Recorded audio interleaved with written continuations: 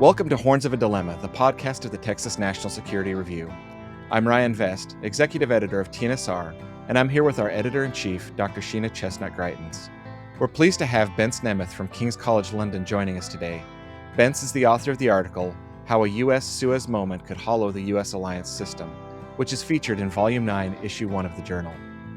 Bence is co-founder and executive director of the King's Center for Defense Economics and Management and a senior lecturer in the Defense Studies Department at King's College London, where he teaches military officers at the UK Defence Academy in Shrivenham, UK. Before joining King's, he served as a defense planner for 8 years in the Hungarian Ministry of Defense.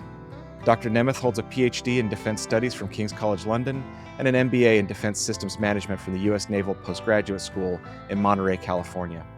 Bence, welcome to Horns of a Dilemma. It's great to have you on the show. Thank you. It's a pleasure to be here. Let me start off by asking you about your motivation to write the article. You start the article with an anecdote that led you to write the piece. And so I wondered, for listeners who haven't had a chance to read the article yet, can you tell us about this conversation and why then that led you into this particular article that's now published with TNSR?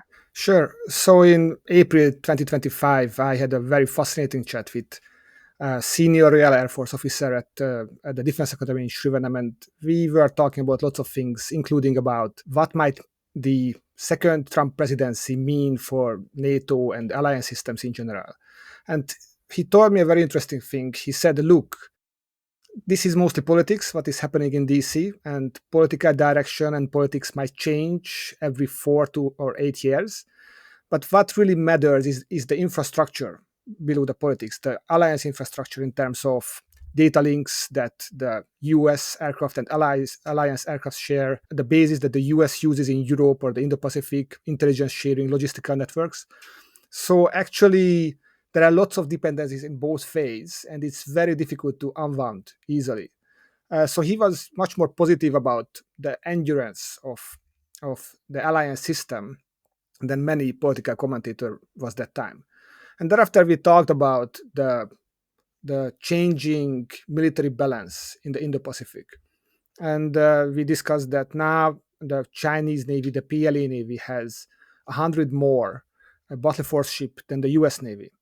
The Chinese Air Force, the PLA Air Force, might be the largest Air Force very soon, looking at the production trends. And also, for instance, the Chinese defense industry can produce missiles 5-7 times faster than the US defense industry.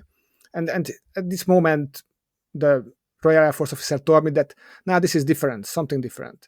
Because if the allies realize that the US primacy is over at some point, basically everyone will reprice its risk. And basically this conversation was the spark to write the article. In your article, kind of the crux of your point there is that there could be these visible material shifts that happen within the alliances that may exert more durable effects than a single administration's policy orientation. I was wondering if you could talk a little bit about this idea, what you mean there, and why this is at the core of your argument. Yes, sure. So the issue is that at the moment, US allies, although see that there are some problems with the United States armed forces, there are diminished defense industrial base in many aspects. The supply chains have problems. For instance, the US depends, not only US, but everyone on Chinese rare materials. There are depleted stockpiles in terms of ammunitions. So these weaknesses are quite clear, and it's openly discussed in US policy circles. But US allies do not connect the dots. They don't see two things. One of them is that the US, although has huge military power, much greater military power than any other allies, but it also has lots of security commitments that it accumulated for the last 80 years. And this US military power is not necessarily enough to meet all of these demands. And the other thing is that it doesn't seem to register in many US allies that the US military primacy in its principal theater in the Indo-Pacific may soon be, or maybe already is, over. And all of the allies still see the US through supercarriers or GPS dominance and enduring logistical supremacy. and they think that the US military power will always be there because it has been there for 80 years. So it is the issue that an event or a series of event that might show to allies that the US doesn't have the primacy anymore will reverberate throughout the alliance system, and many allies might change its policy towards the US, and it might have much more fundamental impact on how US allies see the US than any US administration policy, because the difference is that even though one of the US administration doesn't have the willingness to support, but it's a very different situation when if it becomes clear that the US doesn't have the capability to help out its allies. So the article calls these moments when maybe long building shifts in material capabilities and power become starkly visible in a new way. The article calls these events a Suez moment. And so I wondered, for some of our listeners who may know more or less about the Mm, 1956 Suez crisis, can you tell us a little bit about the core features mm. of that crisis that you see as resonant in the present moment, in the present geopolitical situation? In other words, what does somebody need to know about what happened in 1956 Sure. in Suez to sort of really understand the import of the analogy for today? Sure. So in 1956, the Egyptian government basically nationalized the Suez Canal, and France, UK, and Israel organized a very quick and tactically successful invasion to reverse this policy. And and it took only 48 hours for these allies to basically militarily be very successful and operationally made a great result, but they didn't coordinate this effort with the US. And the US pressured them, especially the UK, politically and financially, to reverse these operations. So the UK needed basically to give up all of its aims, and basically it felt humiliated. It was felt as a national humiliation. But more importantly for my article is that it was the moment that it became clear to everyone in the world that the UK was not in the top tier superpower anymore. It couldn't really meet its security obligations without the United States. And this is when allies and also adversaries basically recalibrated their view of British power. I'm not saying that the US is there at the moment. So this analogy just shows that there might be certain underlying conditions that have been developing for quite a long time. And a single moment or a series of events can basically reveal these dynamics or these trends very clearly. And we could see that in terms of the UK Suez moment, the UK basically didn't lose the war. It won tactically. So it doesn't mean that, for instance, the US needs to lose a war, but we are focusing on a situation which basically reveals or might reveal that the US is not the most powerful military power at the moment. And I'm not the only one or the first one who is using this analogy. For instance, Neil Ferguson or Philip Zelikov already used the Suez moment analogy before, and they used it mostly for a situation where, for instance, the US would be involved in a war against China over Taiwan.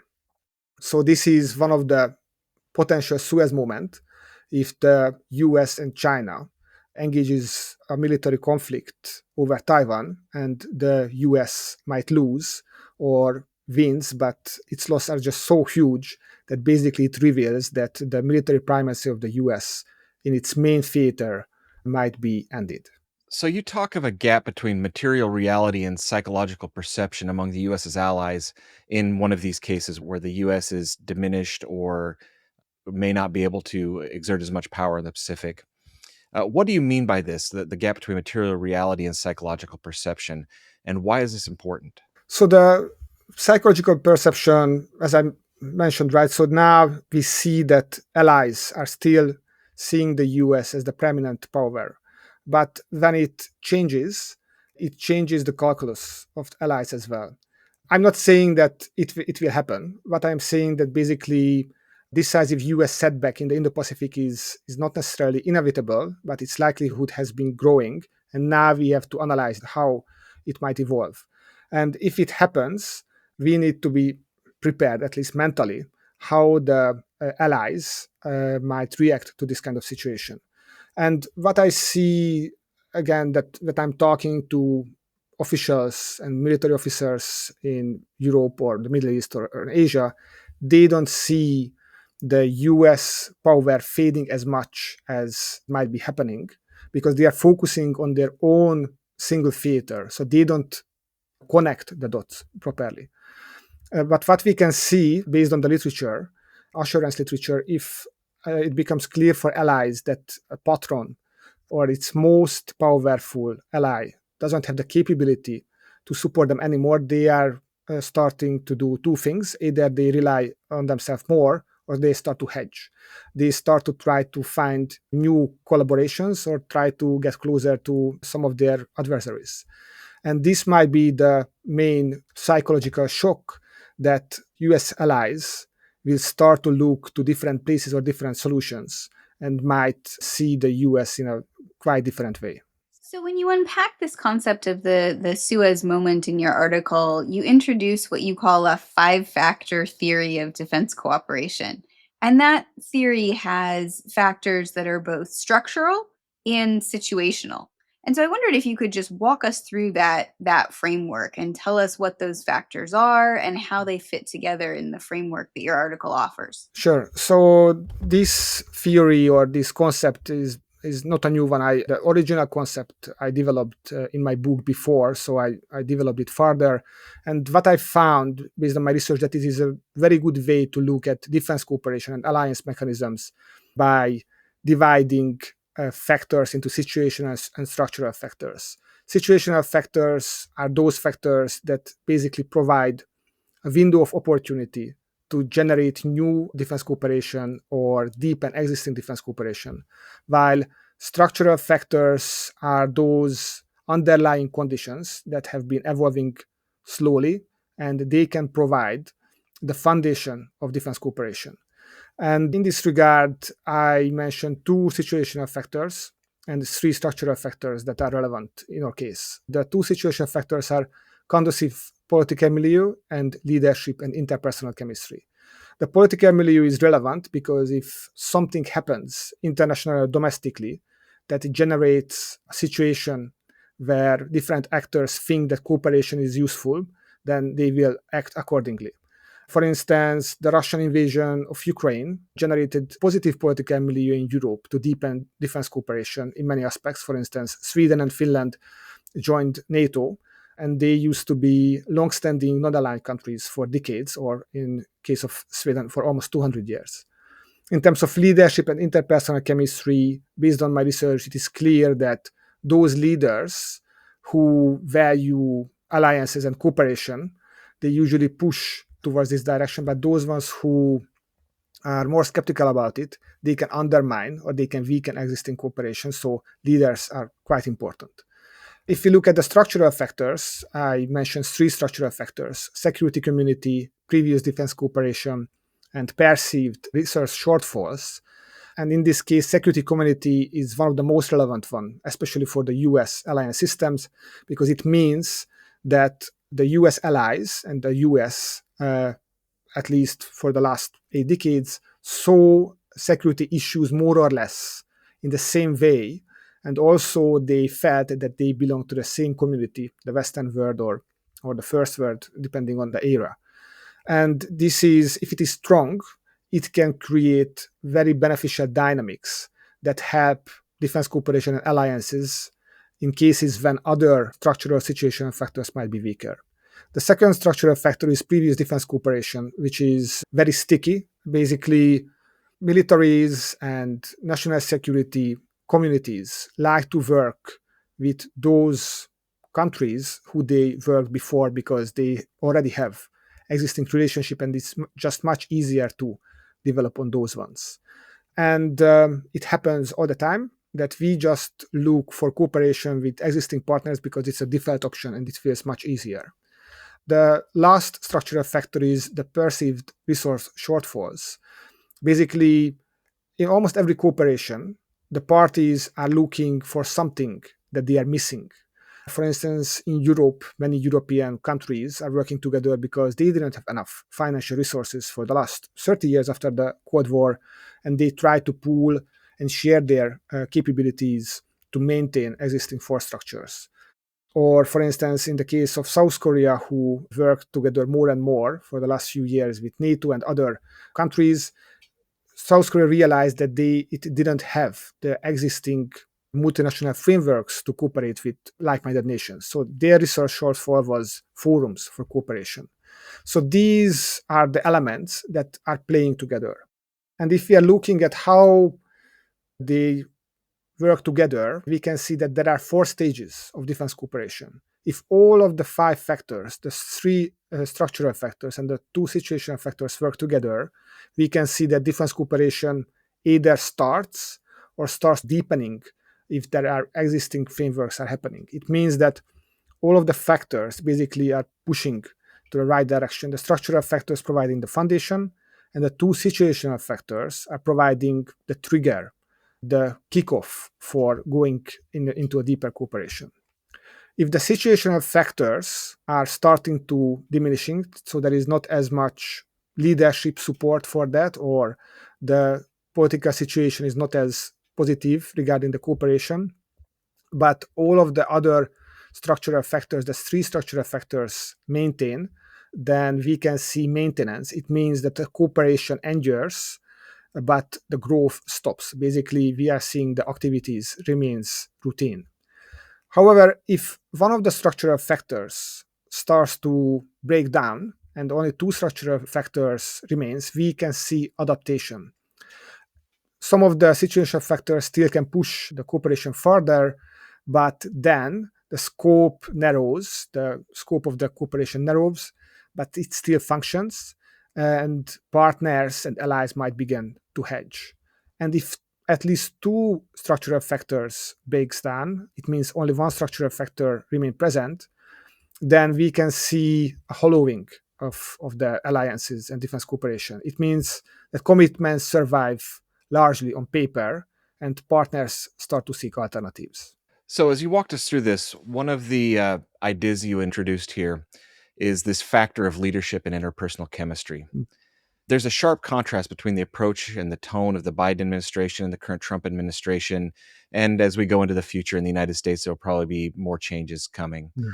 How does changing US leadership affect your model? So it has several implications. It is one of the situational factors, but situational factors might affect structural factors. So in terms of situational factors, it means during the Biden administration, we could see almost an exponential growth in terms of defense cooperation among US allies. We could see that European and Indo-Pacific allies started to come together in NATO summits, and also the bilateral cooperation between them started to grow quite significantly. So if a US president is very pro-alliance or ally focused, then we can see that huge amount of integration and deepening can happen in a few years. But we can see the exact opposite from the Trump administration, and we can see that even in 1 year, these cooperations between the two theaters started to slow down significantly, and even between the US and its allies started to become quite severe. If we are thinking about that, the Trump administration mentioned that, for instance, Greenland, which belongs to Denmark, should be part of the US, or Canada should become the 51st state. Or if we are thinking about the remarks in the new national security strategy, it shows that the Trump administration and President Trump doesn't value alliances as much, and it immediately have an impact on how deeply the cooperation can go forward. And also it has a spillover effect, because the situational factor might have an impact on the structural factor of security community.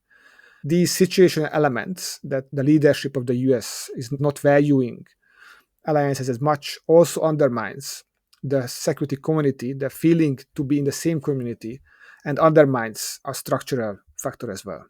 Really interesting. So in the article, and I know you've touched on a bit of this already, but I want to kind of go back and thread the needle really explicitly for our listeners. You developed two potential scenarios for how an American Suez moment might play out in the Indo-Pacific.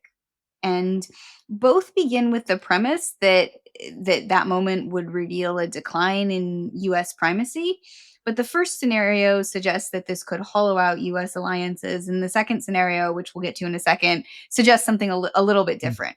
So going to the first scenario where US alliances end up being hollowed out in a significant way, can you walk us through how we get to that outcome and why you think it's realistic for policymakers to need to contemplate it today? Yes. So first, just I would like to mention that I'm not saying that a Suez moment would happen. Definitely. What I am saying is that now the chances that a Suez moment might happen in the future are growing. And now we have to think seriously about the situation and what a post-primacy world might look like. And I think it's important to think about this both for the US and also for the allies.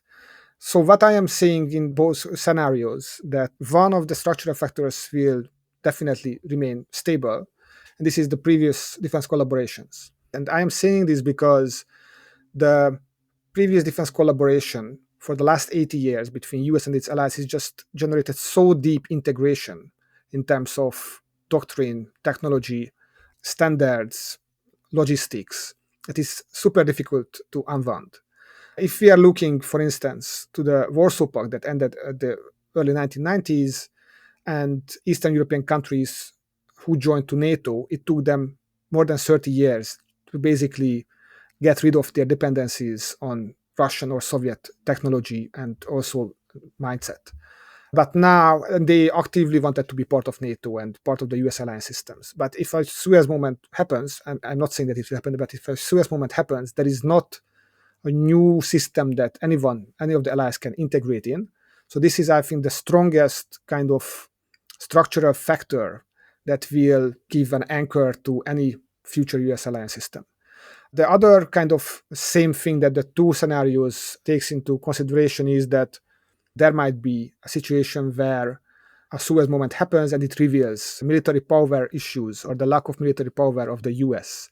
If we are looking to the first scenario, the hollowing, then we are really talking about how this translates into alliance dynamic. Right, as I mentioned, the previous defense collaboration doesn't change, it's sticky.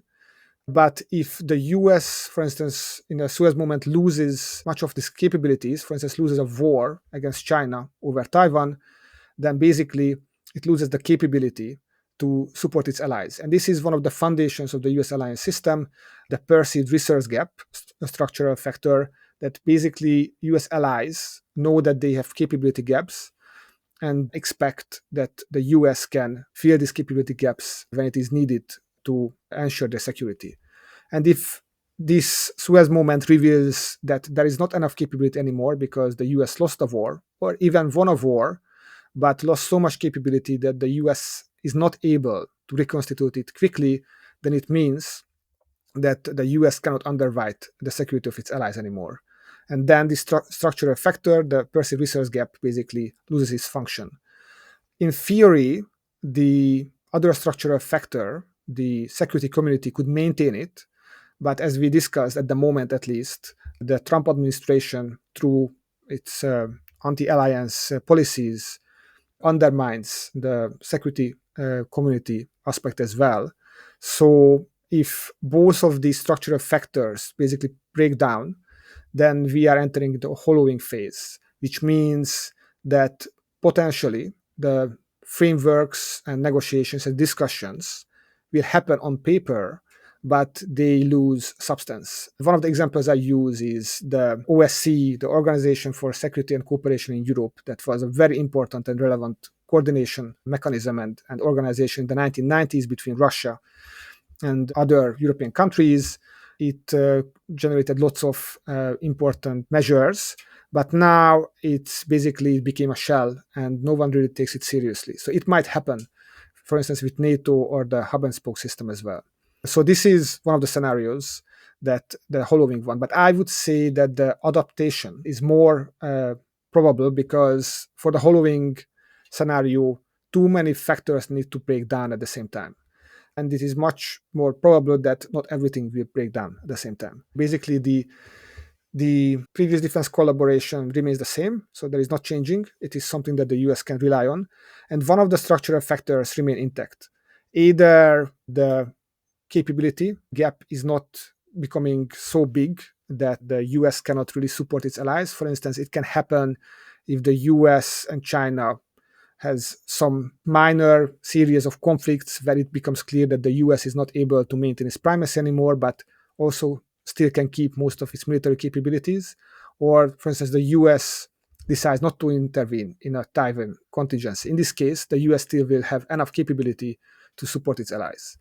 But if it doesn't happen, still the security community aspect can maintain the adaptation kind of dynamics. If we are looking at Europe, right, as I mentioned, in Europe, the security community is quite strong. Countries are working together exactly because they don't have enough capability. So it might happen in the US alliance system as well if the security community remains strong. And if we are looking at an example of the UK, the Brexit vote happened in 2016. And in many ways, the relationship between the UK and the EU countries break down in many, many policy areas. But when the war in Ukraine happened, the UK supported Ukraine very strongly. It was one of the leaders, and it showed that the UK is still taking European security seriously. We started to build relationship back. And when a more EU-friendly government came into power, we can see that now the relationships are much better than they were in a few years ago. So it is the reason why I am more optimistic a little bit that in many ways the situational and structural factors can go to different directions, but this is very likely that in the future we will have a much more positive, potentially, alliance dynamics again. You've talked a little bit about these two scenarios, the hollowing out and the adaptation. And they're all based on this idea of underlying capability deficits that the US might run into in the future. What steps can the United States take to avoid these kind of outcomes? So if we are looking to the two structural factors that really matters here is the capability gap, the resource gap that is relevant for the allies and the US is feeling. It's either the US starts to reconstitute its forces or also encourages its allies to work for better capabilities, which is happening at the moment. And the other aspect is the security community. So the security community needs to be strengthened by signals, by situational factors, strengthening alliance dynamics, making sure that if the capability gap cannot be really filled, then at least the community and the security community structural factor can underpin the alliance, even if it is not perfect. So let me just add a layer to that and think about on the positive side, are there other recommendations that we haven't touched on today that you would have based on this framework for how the United States can further strengthen its relationship with its allies to ensure a more resilient alliance system? What we can see at the moment with the current administration is, after publishing the national security strategy, that this current administration doesn't necessarily see allies as positively as previous administration saw. So one of the things is that I think that US administrations need to think about it if they think if alliances are useful for them or not. Because if the answer is not, then the security community structural factors is undermined, and then the alliance systems becomes much more transactional. The US will use or ask allies to help, and also allies will tell them what's the price for this, and vice versa. In this case, maybe we are already in the adaptation phase without having a Suez moment. But if we are already in the adaptation phase, the Suez moment happens, it means that there is nothing to underpin the alliance systems in terms of the security community aspect.